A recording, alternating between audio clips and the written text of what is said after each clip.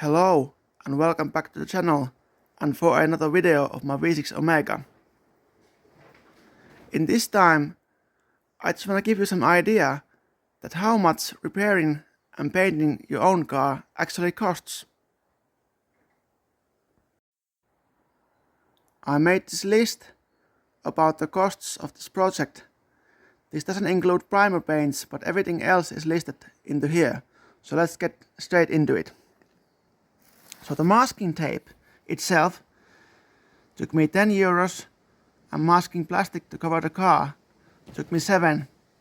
Sanding papers were 40 euros.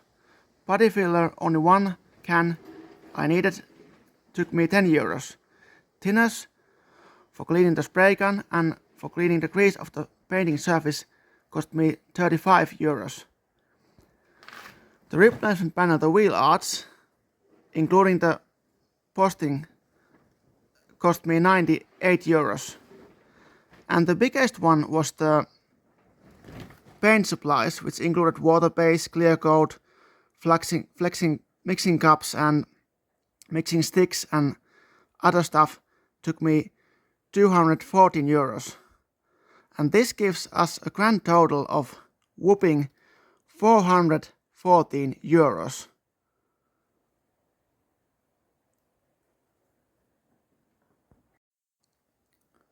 So 414 euros is a lot of money, but if you take the car for professional, the sum would be about thousands of euros. So you still save a lot of money by doing it all yourself.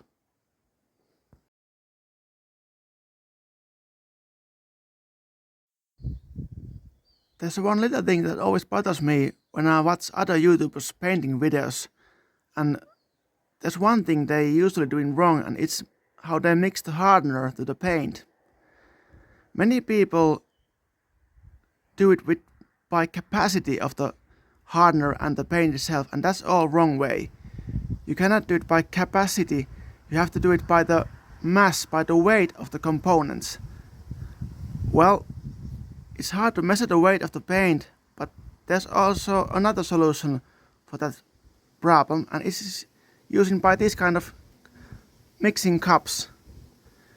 There are already columns that tell you how much you put paint and hardener, and this is all made by the weight, so you always get the correct solution and there's no way to screw it up while using this kind of cup.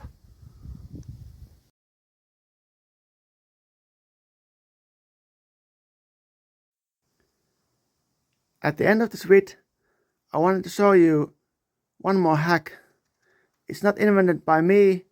I saw it in a YouTube channel called Paint Society, and they told it's wiser to use this to filter the paint when pouring it in the spray gun, especially in base coat.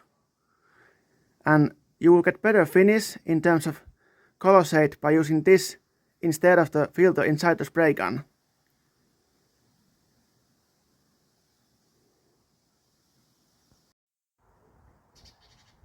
I think this is the end of this vid, but there will be more to come in the future. So thank you so much for watching. If you like this one, give a thumb up, and if you want to see more this kind of stuff, subscribe to the channel. See you next time.